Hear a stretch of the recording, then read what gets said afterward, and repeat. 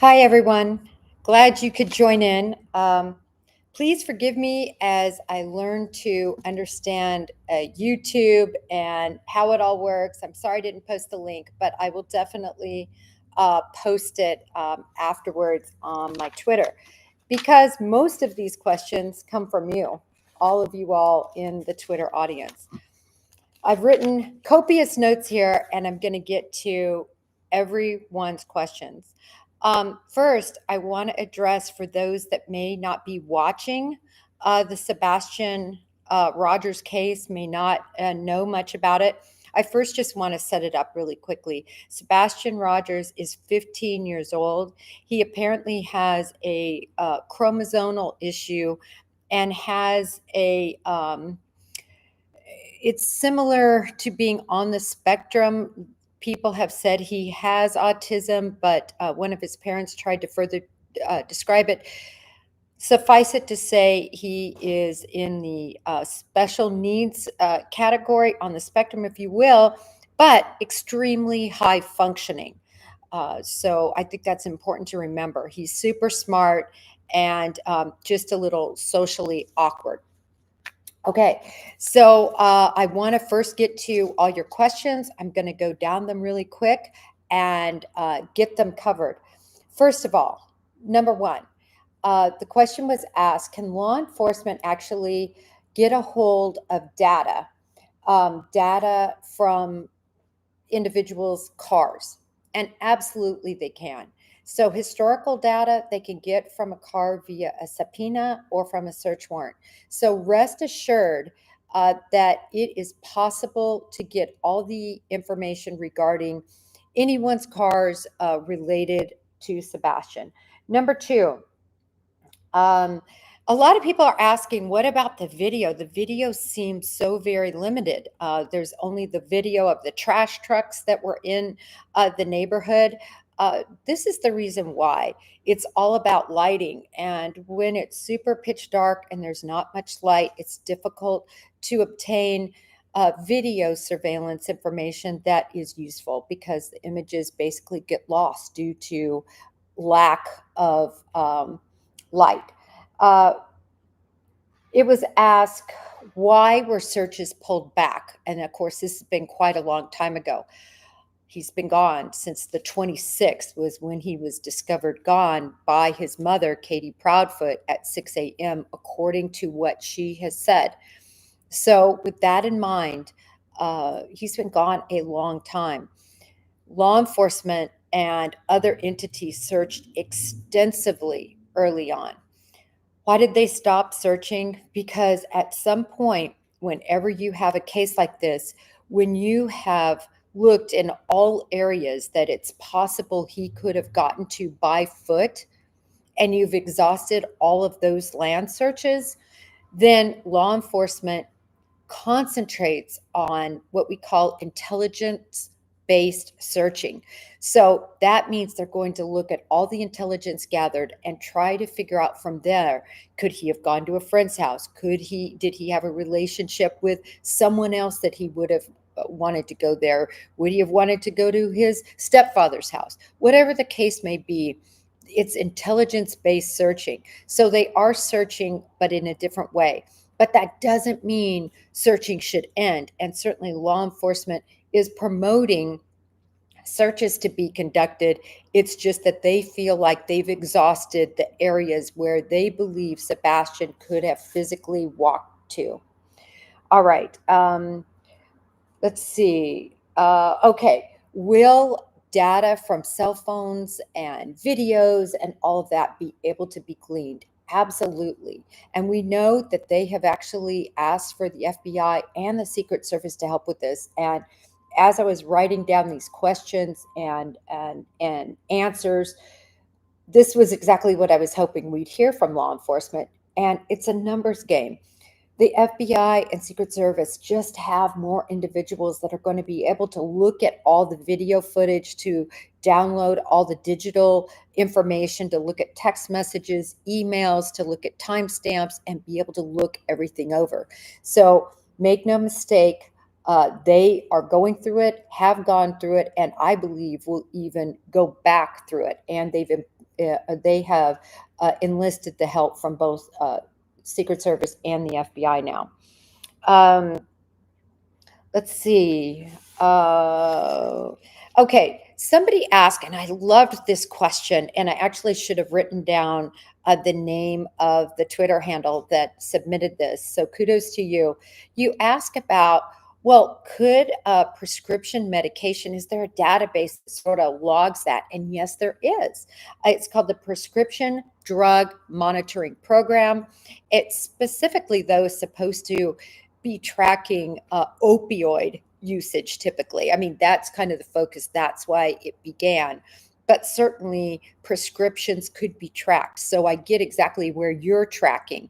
If he has left with somebody, if he has said he needs his medication and somebody were to get it for him, that could potentially be tracked. And I would hope law enforcement is looking at that database just in case there's any leads there. There was a sighting that took place. I've posted it on my Twitter 2 times now that I thought was extremely relevant. I've seen nothing that says that it was debunked. Maybe it was debunked. I've looked to see if it was debunked. I can't find it. As important as the sighting was, which basically is, I believe, a mother and a daughter that say they saw him and they felt pretty confident, was Katie Proudfoot's response on this Facebook feed. And what she responds is, well, did he have shoes on, or words to that effect? She might have said, was he barefoot? But I thought she said, did he have shoes on? This was so important to me because if Katie Proudfoot, and I said it at the time on my Twitter feed, if Katie Proudfoot, as the mother, had murdered Sebastian, or he had died and she had disposed of his body, that wouldn't be a normal response. In fact, she probably wouldn't even be necessarily looking for information like this on Facebook. Yes, she'd want to be tracking what people are seeing, but to respond in this way made me think she was trying to vet out, I wonder if they really did see Sebastian. Because if they say he had shoes on, it probably wasn't him. If they said that he didn't, maybe this could be a good sighting. So, as far as I know, and if anybody else knows, please let me know on Twitter. But I have not seen law enforcement say that was a bad sighting. And unless I see law enforcement say it was a bad sighting, it's not a bad sighting. We don't know. It's an unknown sighting. Let's see. We were told he didn't use internet in his gaming per se. His father, Seth Rogers, said this. So because of that, I don't think they're necessarily going to be looking at gaming connections that would have been brought to Seth through the internet. But certainly law enforcement is going to know that. And if Seth, remember, he's a smart young man, if he was using the internet and was communicating with others, they're certainly going to be looking at that, I believe, first and foremost. Let's see. Okay, a lot of people are very upset because law enforcement is keeping, all this information and their investigation close to the vest. It's obviously very important that they do. We understand why, because once information gets out in social media and then other people contact law enforcement and say XYZ, it's unknown where that information really came from. So it needs to be raw, it needs to be organic, it needs to be from something that individual witness actually saw, not something that they picked up because of something law enforcement released. So again, in all investigations, you're going to see, tight-lipped. But I was happy to see law enforcement give a press release today, and we're going to get into that as soon as we get done with all your questions. Okay. Oh, a question was asked about the footage that Katie Proudfoot and Seth Rogers saw. Apparently, and it's taken quite a while to ferret this out because initially Seth Rogers did say that Chris Proudfoot was there, but then later said he wasn't, and now it would seem he wasn't there from everything I've gleaned. I think he wasn't there because he was working. That's what I think, but maybe he wasn't invited. What we do know is law enforcement said today that they called them to that meeting. And again, that was, I believe, a proof of life, if you will, that they did have video at the restaurant and saw Sebastian alive and well on the 25th. So that's good to know. We for sure have a timestamp where somebody other than the mother saw that he was alive. Okay. Let's see. Digital tracking can be done real time. In other words, if law enforcement believes that somebody with a cell phone is actually with Sebastian, certainly that can be tracked and tracked real time. It does take exigency. In other words, and this would be one of those exigent circumstances where a warrant could be obtained to do just that. Um, this was big, and I had seen this on social media, and I will say this, being on both the mainstream media side and the social media side, when I get ready for a hit with News Nation or whoever I might be commenting for, News Nation is my main, that they're my people, and that's who I'm a contributor for. But I look at social media thoroughly to prepare. They are just a step ahead. And let me give you an example of that. Cavalcante was a fugitive that escaped, and I'm not trying to digress, I'm just trying to make my point. Cavalcante escaped. Well, I was listening to individuals who were listening to scanners real time as to what was happening in and around that area, who were looking at law enforcement, YouTubers, and web sleuths for all the negative that sometimes they get press about. I mean, I just have so much respect for cyber sleuths and for YouTubers that are doing it right and that are thorough. They are really good. So I definitely look at all the social media I can to prepare for a story. And I want to say in this case, unfortunately, I think that the web sleuthing and YouTubing in some instances has gone amiss. It's gone just nuts. And unfortunately, that's been to the detriment, probably, in this case. It's caused a lot of finger pointing, it's caused a lot of blame. We all know that there's been inconsistent statements. And as I've said, it's been from Seth, it's been from Katie, it's been from Chris, all across the board. These are not professional spokespeople. This is probably the first time they've ever been on camera, much less nationwide camera. Plus, they're discussing their child who has gone missing. I think that some of the answers they've given, first of all, in some cases, it's been alcohol related. I am sure about that. I've heard slurring of words and difficulty pronouncing. So, alcohol, stress, the amount of hours these individuals have been up, everything they've been through is contributes. It contributes to how well they answer questions. The other thing that matters is who's asking the questions. When you look at somebody like Nancy Grace, she was a seasoned prosecutor.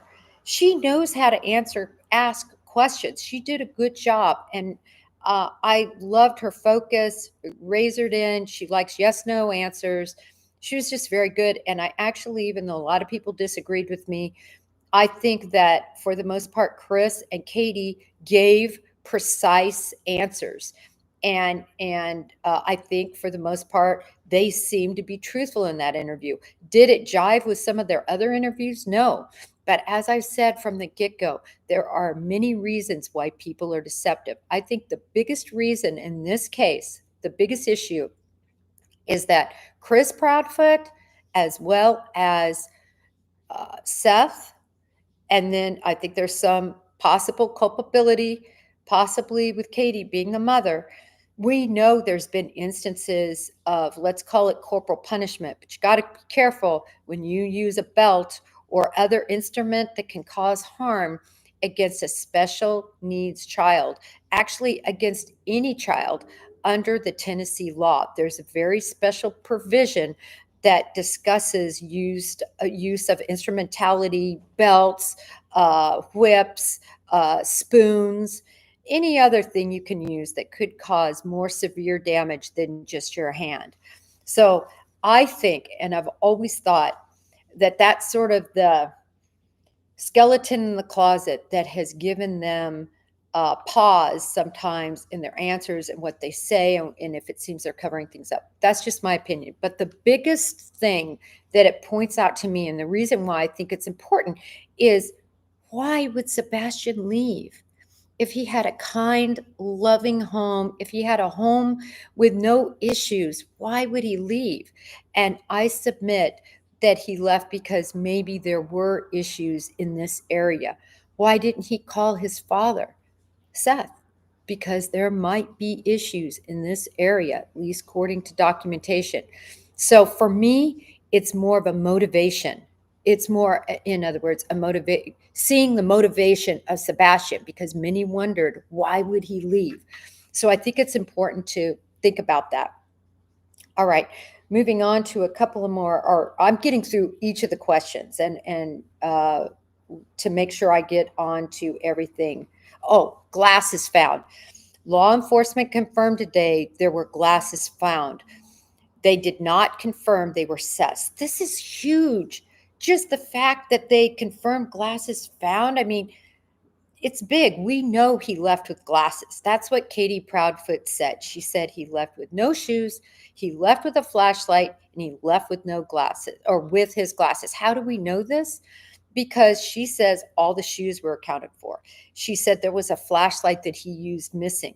Now, people don't want to believe Katie. I understand that. We got to believe Katie. I don't think she lied about these points. I mean, let's be real.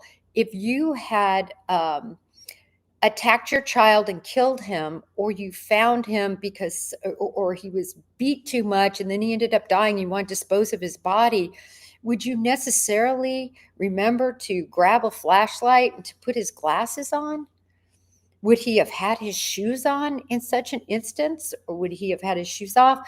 I guess what I'm saying, my whole point is, law enforcement at this point is working on the premise that Katie Proudfoot is being truthful. They have made it crystal clear in the past, and today they made it crystal clear they do not suspect foul play. They also made it crystal clear that all the parents are cooperating.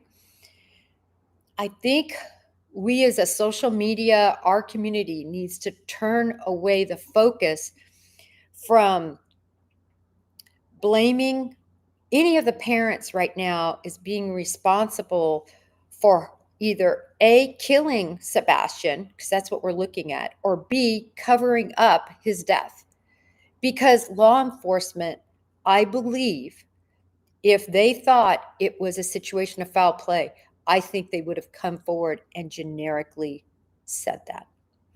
So what that leaves us with is, and it was interesting, a lot of people have asked about the United Cajun Navy. What's going on with the United Cajun Navy? What did law enforcement think of the United Cajun Navy? This is what law enforcement said, and I thought it was really well done. They said, listen, what we like about the United Cajun Navy, or any searchers, is that they're keeping his face out there. They're keeping his name out there.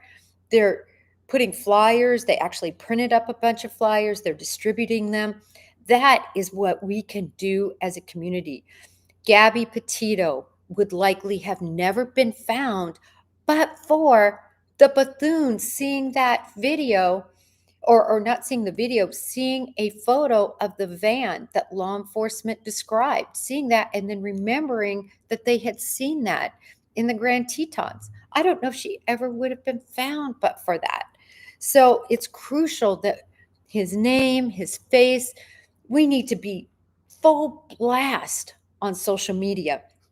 We need to be full blasting on all of our platforms, full blast in mainstream media, pushing Sebastian if he's going to be found. That's the number one thing that we can really do.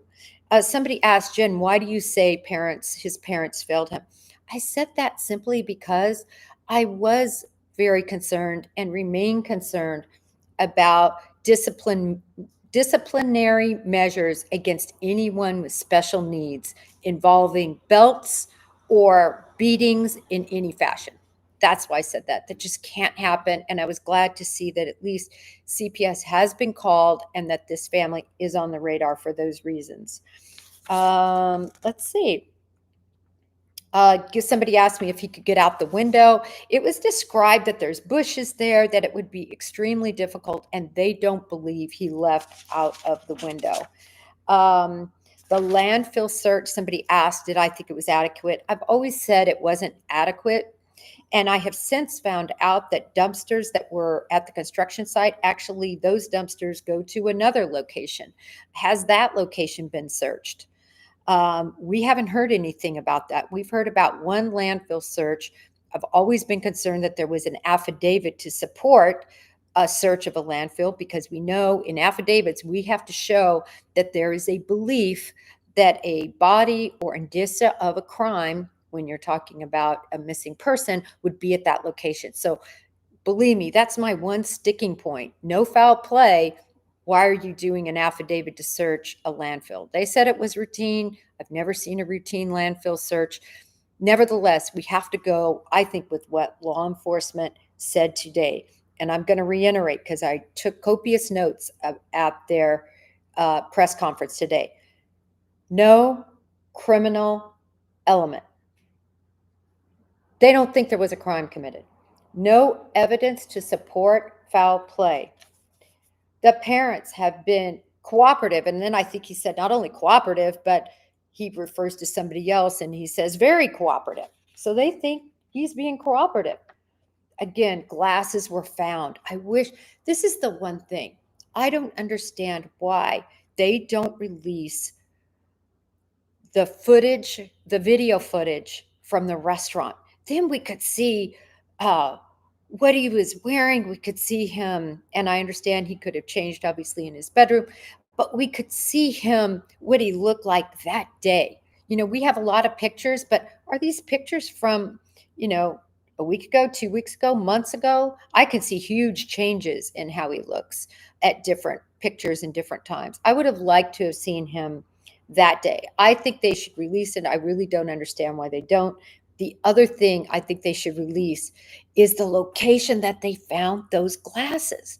Oh my gosh, if those are really his glasses, imagine how we could put that on blast and you could have all the people in that area that might not have otherwise known that there's a missing child.